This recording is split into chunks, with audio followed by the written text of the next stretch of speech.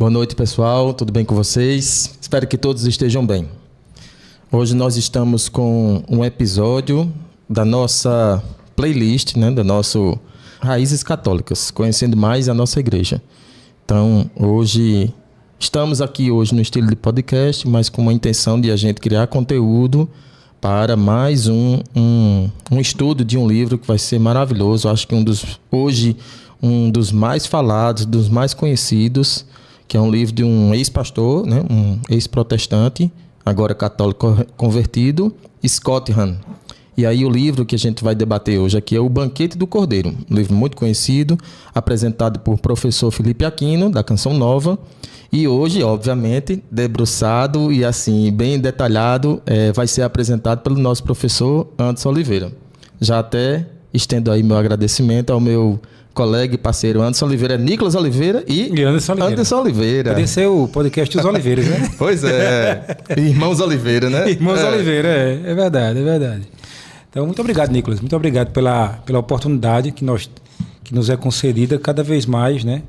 A oportunidade de passar adiante o conhecimento através da leitura, dessa boa prática de leitura de literatura católica e, sobretudo, num tempo onde nós temos pessoas que estão vindo para a nossa igreja, temos pessoas que estão conhecendo a fé católica que não eram católicos e pessoas que eram católicos, mas, como a gente costuma dizer, não praticante, né? O termo pejorativo, mas é bem utilizado o católico não praticante, que ele começa a descobrir sua fé depois de uma idade mais madura.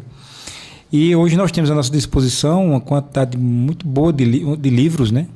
E editoras que fornecem materiais católicos muito bons, que ajudam a dar suporte e razão para a nossa fé. Show de bola, Anderson. Nós, graças a Deus, temos tido uma repercussão muito boa sempre dos estudos que a gente faz aqui, que você, obviamente, tem traçado aqui no Raízes Católicas. Alguns livros muito interessantes, alguns livros que já são, de fato, livros bem conhecidos da nossa biblioteca católica. E o de Scott Hahn, eu acho que é um dos, que, se a gente for usar a linguagem dos jovens, né, um dos mais hypados hoje. Hoje é. Então, O Banquete do Cordeiro, eu queria que você já começasse dizendo, né, para quem é destinado esse livro.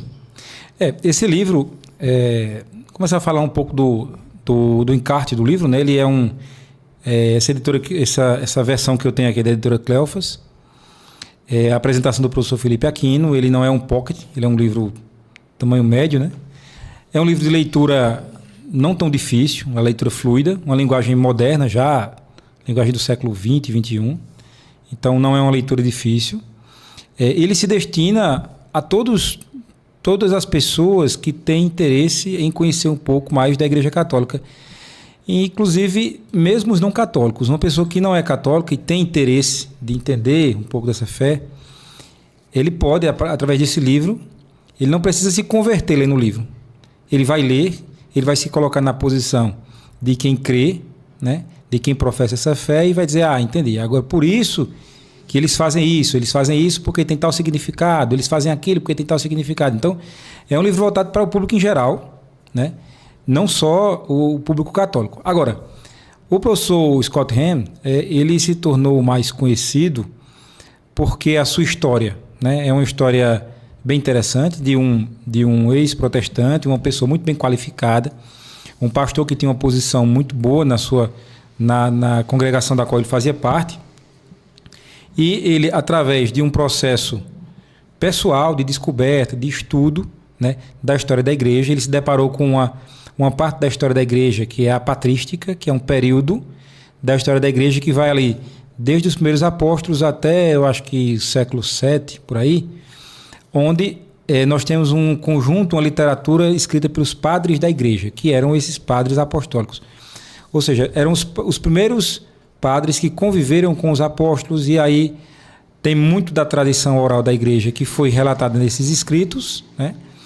E o professor Scott Hahn, quando ele se depara com essa literatura, ele diz, olha, quer dizer que havia um buraco na história da igreja que eu não tinha conhecimento, e a partir daí eu tomei conhecimento, era o perdido.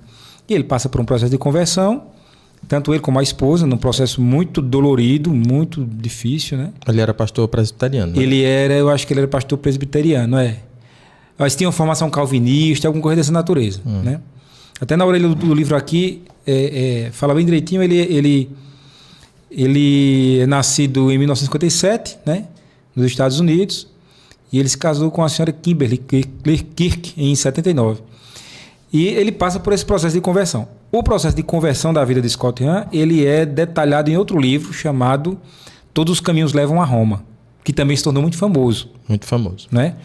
Então, no livro Todos os Caminhos Levam a Roma, o Scott Hahn, ele descreve como se deu o caminho de conversão dele. Ele relata que foi um caminho muito doloroso, porque a conversão se deu primeiro por ele, teve que partir para a esposa, né? Então eles ficaram no risco de uma grande crise conjugal, sem contar que tem a questão familiar, da família também, que era protestante, e todo o ciclo de amizade, porque a história de Scott Hahn, nós temos uma versão famosa também aqui no Brasil, que é a do ex-pastor Eduardo Faria, né? Hoje professor Eduardo Faria. E o Eduardo Faria explica também que existe um rompimento de um tecido social, né? Todos os seus amigos, o meio que você convive. Exato. Você perde um bocado de oportunidades. Financeiramente também, né? Ele totalmente dependido. Isso. Porque na atividade, faz parte da atividade econômica dele, né? E aí ele relata isso no livro Todos os Caminhos Levam a Roma. Então eu acho que através daquele livro ele começou a ficar muito famoso. E hoje as pessoas, os não católicos que estão num processo de conversão para a Igreja Católica, eles tomam o Scott Hahn como uma fonte de pesquisa, porque existe uma identificação. Eu já percebi que existe... Exato. Conversando com pessoas que... É um caminho já percorrido por alguém, né? É um caminho percorrido por alguém, exatamente. Como é que é esse processo? Eu estou andando aqui perdido. Como é? Quem é que pode me ajudar? Pronto, Scott Hahn foi um personagem aí. É um personagem importantíssimo, porque ele relata como é que se deu esse caminho. Então, quem está nessa caminhada, através dos escritos dele, consegue ter uma noção de onde é que vai dar esse negócio. O que é que ele vai passar e etc. Pois bem, eu acho que ele fica mais famoso com aquele livro, Todos os Caminhos Levam a Roma, só que dentro do livro, ele fala que uma parte da descoberta dele se deu quando ele é doutor em Sagradas Escrituras, então ele conhece Bíblia melhor do que muito católico.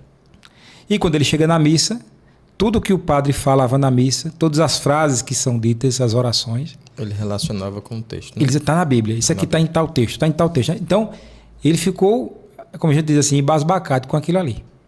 E eu acho que dali nasceu esse livro aqui, O Banquete do Cordeiro, né? Que é um livro no qual ele detalha a relação que existe entre a liturgia da Santa Missa e o livro do Apocalipse. Então, esse livro ele divide o livro em 3 grandes partes, né? Eu vou até abrir aqui. O meu, para vocês verem, gente, até a dica de leitura. O meu é todo riscado, tá? Tá todo riscado aqui, eu risco de caneta, não tem pena não. Eu risco de caneta, faço anotações aqui de rodapé. Aí ele divide o livro em 3 grandes partes. Primeira parte, ele chama o dom da missa. Ele explica o que é a missa para os católicos, a origem da missa. Por exemplo, quando eu descobri... o que descobri quando eu participei pela primeira vez da missa. A história do sacrifício, né? Por exemplo, o que é o sacrifício na história do povo de Deus? E aí explica que havia de fato as cerimônias de sacrifícios, né? Como teve o pedido de Deus, o sacrifício de Isaac, que acabou não acontecendo, né?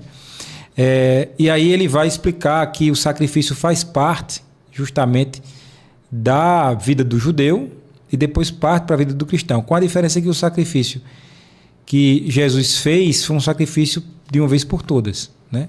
E hoje na missa nós vemos o sacrifício não cruento, né? Não tem mais o sofrimento de Cristo da forma como se deu da primeira vez. Ainda na primeira parte ele fala da missa dos primeiros cristãos, então aqui é bem interessante porque ele se depara com relatos históricos dos padres da igreja, explicando, por exemplo, que havia a cerimônia não chamava de missa, mas ele dizia, né, como é que se dava essa cerimônia, né? Você vê, por exemplo, vou pegar um trecho aqui, o primeiro catecismo que se tem notícia, né, que se chamava de catecismo, era a Didaqué, ou Didaquê, né, que é em grego chamada instrução. E é uma coletânea das instruções dos apóstolos, ela foi provavelmente compilada em Antioquia, na Síria, entre o ano 50 e o ano 110. Então, se Jesus morre no ano 33, é um catecismo bem próximo de Jesus, e é um catecismo contemporâneo aos primeiros apóstolos, né? E nela constava algumas instruções sobre essa cerimônia que os cristãos faziam. Detalhe, até o ano 300, os cristãos, o cristianismo era um culto clandestino. Então o culto se dava nas catacumbas, nos subterrâneos, escondidos, né? Tanto que, se você for em algumas catacumbas em Roma, se eu não me engano, tem lá pinturas na parede, com cenas bíblicas, né? Ou seja, as primeiras imagens sacras eram pintadas na parede nessa época que os cristãos eram perseguidos. E aí, veja, na íntegra aqui um trechinho que ele tirou desses escritos antigos. Do mesmo modo como este pão partido tinha sido semeado sobre as colinas e depois recolhido para se tornar um, assim também a tua igreja seja reunida desde os confins da terra no teu reino, porque tua é a glória e o poder no meio de Jesus Cristo para sempre. Ninguém coma nem beba da Eucaristia, ele já chamava Eucaristia, se não tiver sido batizado em nome do Senhor. Tu, Senhor Todo-Poderoso, criaste todas as coisas por causa do teu nome e deste aos homens o prazer do alimento e da bebida, para que te agradeçam. A nós, porém, deste uma comida e uma bebida espirituais e uma vida eterna por meio do teu servo. Lembra-te, Senhor, da tua igreja, livrando-te de todo mal e aperfeiçoando do teu amor, reunindo os 4 ventos desta igreja santificada para o teu reino que lhe preparaste. E aí vai, né? Então, ele fez essa descoberta que a missa, ela já existia nos tempos apostólicos, né? E mostrava que os ritos da missa, por exemplo, se você ler esse rito aqui e você for católico, você vai dizer, isso aqui é uma missa. Olha só. No dia que se chama sol, o dia que se chama sol é o domingo. Tanto que em inglês é Sunday, né? Dia do sol. No dia que se chama sol, celebra-se uma reunião de todos os que moram nas cidades ou nos campos. E aí se leem, enquanto o tempo o permite, as memórias dos apóstolos ou os escritos dos profetas. Quando o leitor termina, o presidente faz uma exortação e convite para imitarmos esses belos exemplos. Em seguida, levantamos-nos todos juntos e elevamos nossas preces e por todos os outros espalhados pelo mundo inteiro, suplicando que nos conceda, já que conhecemos a verdade, serem encontrados por nossas obras como homem de boa conduta e observantes do que mandarem, e assim consignados a salvação eterna. Terminadas as orações, olha só o que acontece. Nos damos mutuamente o ósculo da paz, né? Depois, aquele que preside aos irmãos é oferecido pão e uma vasilha com água e vinho. Pegando-os, ele louva e glorifica ao Pai do Universo através do nome de seu Filho, do Espírito Santo, e pronuncia uma longa ação de graças, em grego, Eucaristia, por ter nos concedido esses dons que dele provém. Quando o presidente termina as orações e a ação de graças, todo o povo presente aclama, dizendo Amém.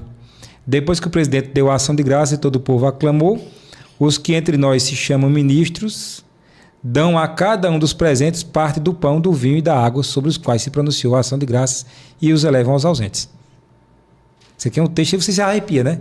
Isso aqui é um texto antigo, né? Dessa época que os cristãos viviam escondidos. Ou seja, quando alguém diz assim, a missa é uma invenção moderna da Idade Média, não sabe o que está dizendo. Né? E era isso que o Scott Hahn pensava, pela formação que ele tinha. E quando ele descobre esse negócio aqui, ele disse, rapaz, isso aqui é muito antigo. Se fazia, por que se deixou de fazer? Né? E aí vai se avançando na história e ele vai explicando. E aí, a leitura do livro, ela não é uma leitura difícil, porém, pelo menos eu demorei a concluir, porque é o seguinte, quando ele começa a fazer citações aqui, aí eu não me dou por satisfeito. Digo, será que foi isso mesmo que ele fala? Será que isso aqui está presente mesmo? Aí eu pegava um trecho do texto, jogava no Google e achava uma referência da referência da referência, para ver se era isso que ele estava dizendo. Entende? Então, para mim, não foi uma leitura difícil, mas foi trabalhosa porque ele ficava citando várias coisas. Aí eu parava, eu colocava aqui no rodapé observações, ia marcando, tanto que o Luiz já está todo amassado o meu aqui. Para poder ter uma ideia do caminho que ele percorreu. Ora, você pode não fazer isso, você pode dizer, não, eu vou só ler o livro, eu vou dar fé ao que ele está dizendo, acreditar e acabou-se. Né? Se não... Mas se no próprio livro, no final, ele coloca aqui as fontes e referências. Então, boa parte do que ele fala aqui, ele coloca as referências e tal, né?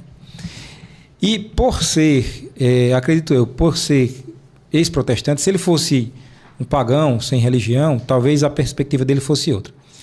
Mas por ser protestante, ele parte de algumas informações clássicas e alguns pressupostos clássicos que os protestantes partem para acusar a Santa Missa.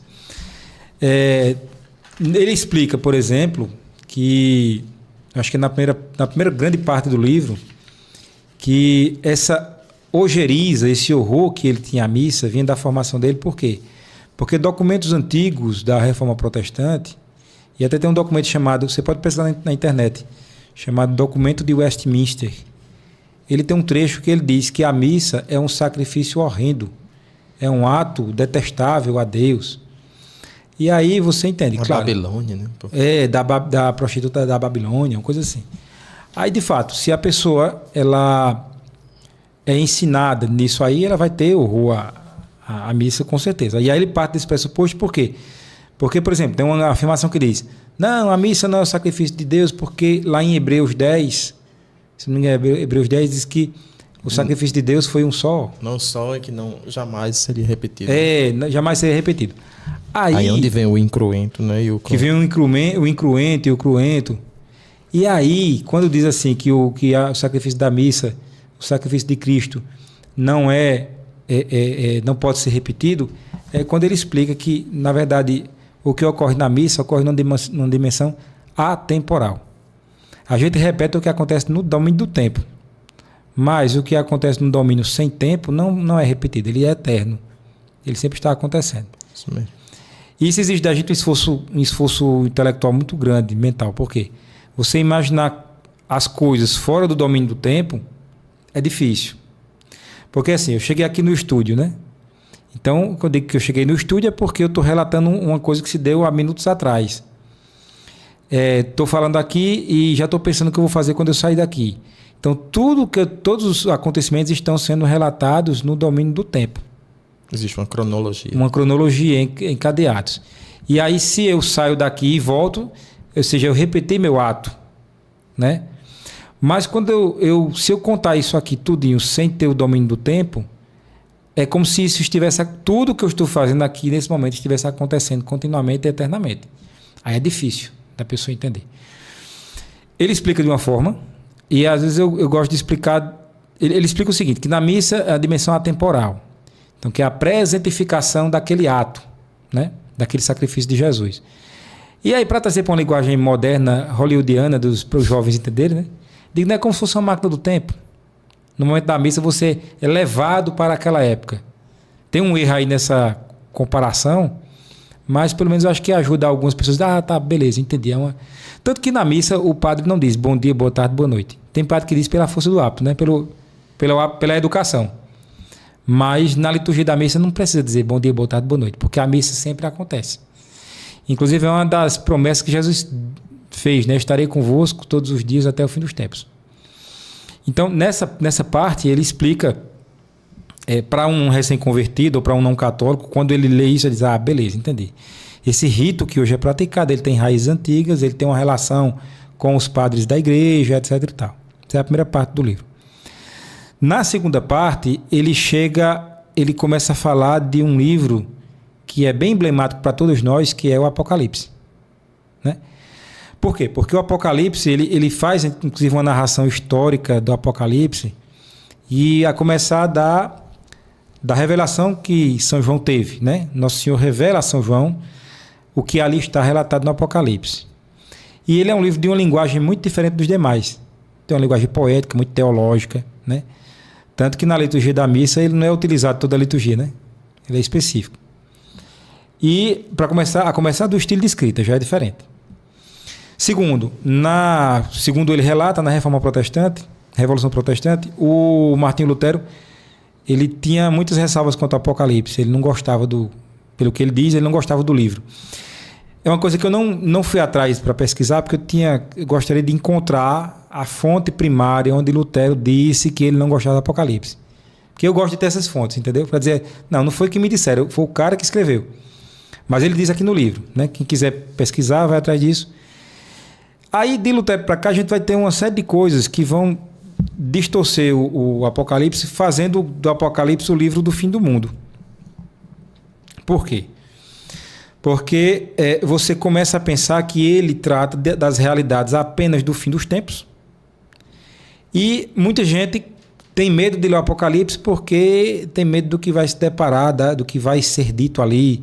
Aí pensa que é um livro de futurologia, um livro de previsões, que na verdade não é só isso, né?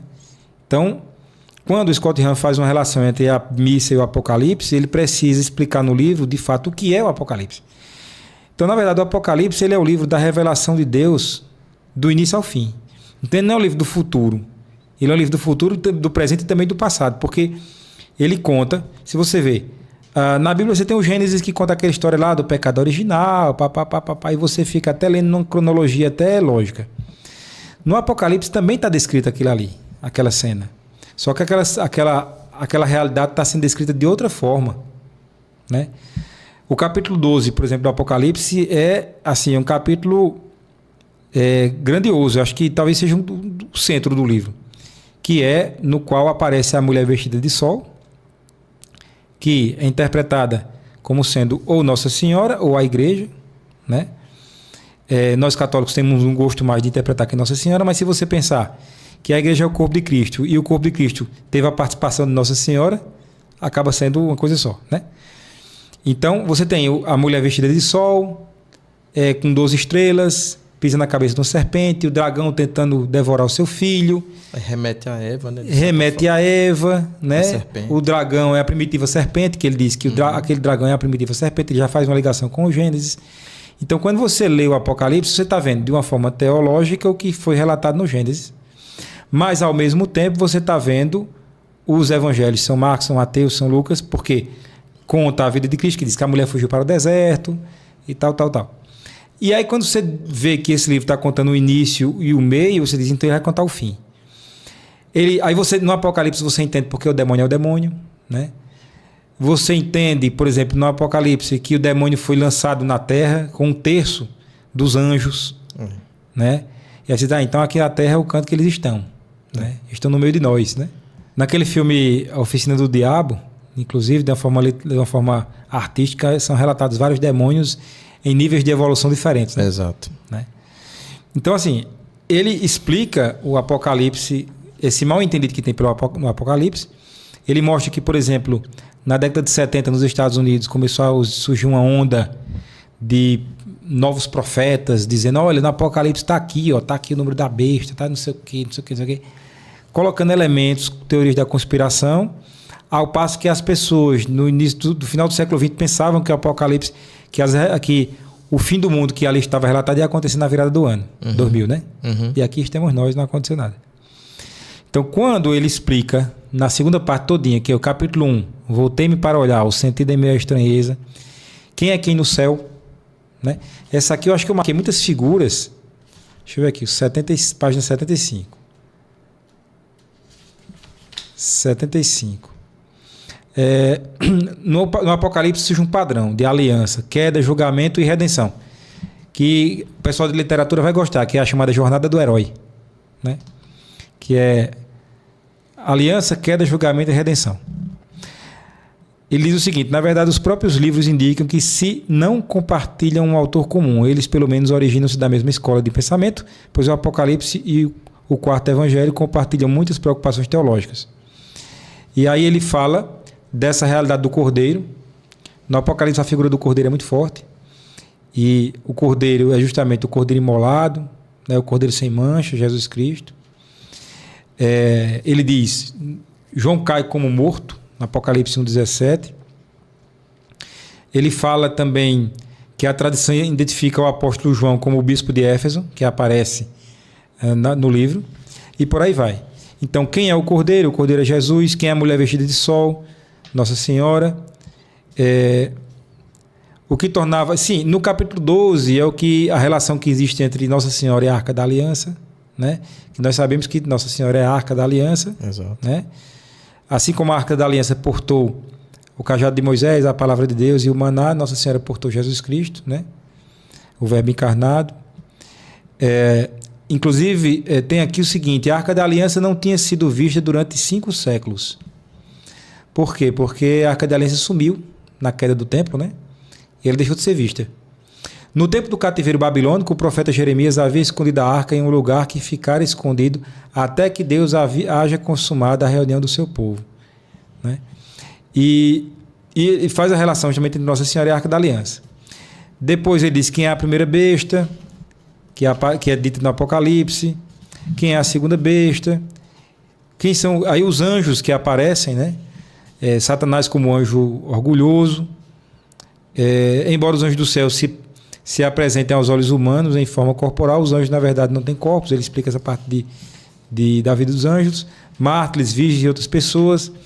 Essa parte dos mártires, por exemplo, tem no Apocalipse onde as pessoas clamavam por justiça, e aí São João diz quem são esses? São aqueles que vieram da grande tribulação. E depois de explicar todas as imagens do Apocalipse, aí ele prepara o leitor para entender agora a missa, né? Fazendo a relação da Santa Missa com o Apocalipse. Por quê? Porque ele consegue ver nas descobertas dele que tudo que ali é relatado no Apocalipse é apresentado na missa. Então, quando você tem, no momento da celebração eucarística, que o padre está lá na epiclese, né? Você tem uma comunhão de toda a igreja, né? Aí o não católico ele não vai entender essa realidade. Aí quando ele lê o livro ele entende que existem 3 igrejas, né? A igreja padecente, a igreja triunfante e a igreja militante, né? Hoje somos a igreja militante. Estamos aqui na igreja militante, né? Que somos nós que estamos na luta da vida, né? Isso.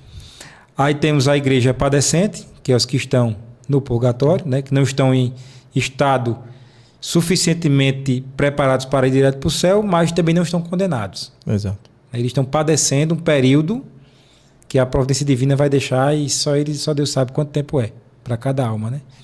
E a igreja triunfante. E nesse momento, na celebração da missa, é que essas 3 igrejas estão reunidas ali. Então, você está na missa, você não vê as outras 2 igrejas, nem a padecente nem a triunfante, mas você acredita que elas estão lá, naquele momento. E aí o momento, por exemplo, da preparação das oferendas, né? Que a gente pensa erroneamente que é o momento de dar dinheiro, né? Mas na verdade é o momento que você está levando suas orações a Deus. E aí ele vai fazendo essa dinâmica todinha de explicar, na terceira parte do livro, essa relação que existe, né, com o invisível da missa. Então, para um recém-convertido, ter o contato com esse livro é muito importante, porque ele vai entender que tudo que ali está presente na celebração não são elementos simbólicos, e sim elementos reais, né?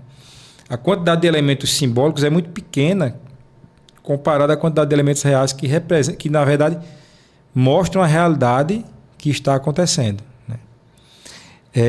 E aí é nesse ponto que eu digo que daí em diante é que o leitor ele vai precisar de uma dose de fé para poder acreditar, porque se ele não colocar essa dose de fé, ele vai ficar com uma curiosidade, né?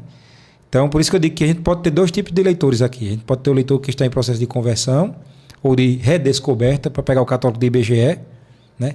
Ou pode ter o leitor que ele é um ateu, mas ele quer conhecer. Uhum. Vale a pena também. Ele vai ler, é interessante, é um livro... Não chega a ser um livro acadêmico, porque a linguagem não é acadêmica, é popular, mas tem muitas citações, então é um ponto de partida. Então, digamos que eu tenho um amigo ateu, né? Mas que é um cara que dá para você conversar com ele, e ele tem uma certa curiosidade. Talvez seja um livro interessante você presentear. Você dá de presente, olha... E não é um livro muito caro, não é um livro barato, né? Não sei quanto é que tem esse livro, não é muito caro, não. Acho que não chega a R$40, não. Não chega a R$40, né? Esse aqui, o prefácio, é feito pelo professor Felipe Aquino, né? A apresentação do livro, né? O professor Felipe Aquino, por exemplo, ele já começa falando da missa, né? Papa João Paulo II chamou a missa de o céu na terra, que é de fato o que acontece. Na missa, você entende aqui que na missa você está vivendo uma antecipação do céu. Então, a fé que nós temos nos diz que o céu é aquilo ali, né? A adoração a Deus naquele nível. Por exemplo, se eu estou, né? O pessoal na missa, metade da missa ali prestes à celebração, prestes ao momento da liturgia liturgia eucarística, no momento do canto de ofertório, o povo sai para ir no banheiro, né? Porque as pessoas interpretam como sendo um intervalo da missa, é como se fosse um intervalo do jogo.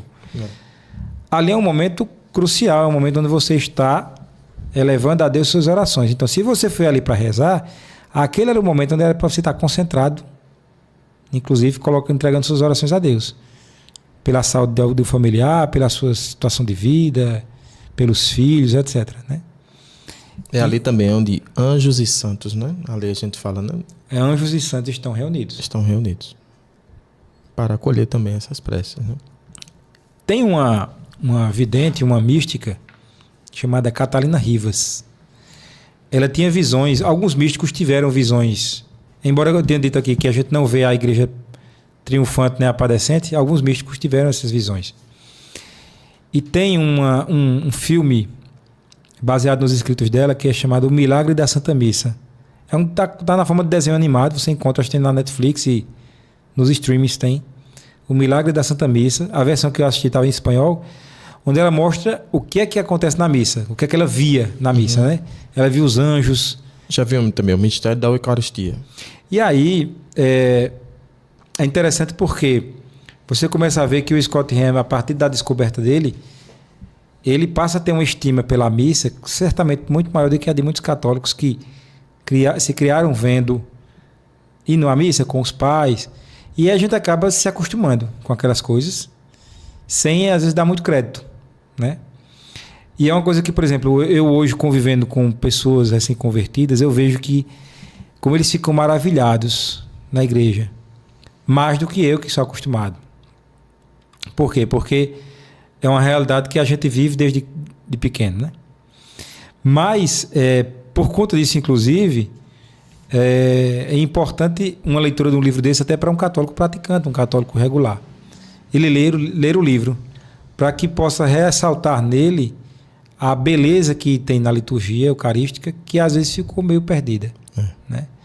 Às vezes o desleixo com que a missa é conduzida, infelizmente, né? Em alguns lugares, faz com que se perca o encanto. A gente sabe que aqui no Brasil nós tivemos um movimento da teologia da libertação, que ele acabou distorcendo muita coisa da liturgia da missa, né? O que acabou também gerando um movimento de reação oposta muito, muito forte, que foi o movimento dos tradicionalistas, né? Que aí começavam já, porque a missa é em latim, tem que ser em latim. Que eu digo que é porque assim, é como se fosse o corpo de Cristo, ele foi ferido, e aí um corpo, quando sofre um ferimento, aí tem uma reação, né? Como se fosse uma reação alérgica, que é uma reação exacerbada, exagerada. Esse organismo reagiu e são esses... E aqui você lê esse livro e ajuda você a voltar para o centro, né? Nem tanto, nem tão pouco. Você se equilibrar nisso aí. Então, é uma leitura que eu recomendo para os recém-convertidos, os não católicos, que podem ler com todo respeito, sem nenhum problema. Quem lê esse livro aqui, um não católico, lê sem fé, ele vai achar no mínimo curioso. Ele vai achar curioso esse negócio aqui, né? Para ele vai ser mais uma experiência antropológica, né? E tudo bem. E para os católicos já praticantes, leem para poder, né, se encantar mais ainda. Se encantar mais ainda. Então já estendo aí meu agradecimento à sua presença mais uma vez, né? Muito obrigado. Fortalecer aí esses laços, essas raízes dos católicos do IBGE, dos não católicos e dos que têm curiosidade, tá bom? Como eu falei no início, né? Nós temos hoje acesso a uma literatura muito boa, né? Tem esse livro aqui do Scott Ham, que é um livro para todos os públicos. Nós temos outros livros de uma leitura espiritual mais profunda aqui. Aí são livros mais para católicos, já um pouco mais aprofundado, né? Tem livros que são mais difíceis de ler, porque dependendo da época onde foram escritos, como Confissões, é sempre uma reclamação das pessoas, né? Eu não entendo Confissões. Meu amigo, você dê graças a Deus, você conseguir ler um negócio que foi escrito no ano 300, né? Em latim, sei lá, e você conseguir ler depois de traduções e traduções. Então, assim, com paciência, a gente vai lendo e com cuidado e sempre consultando outras fontes e isso vai ajudando a consolidar a nossa fé. E aí, fica aí nosso agradecimento a todos vocês que participaram. Fiquem em paz e que o Senhor sempre esteja com vocês, tá bom? Grande abraço e até mais.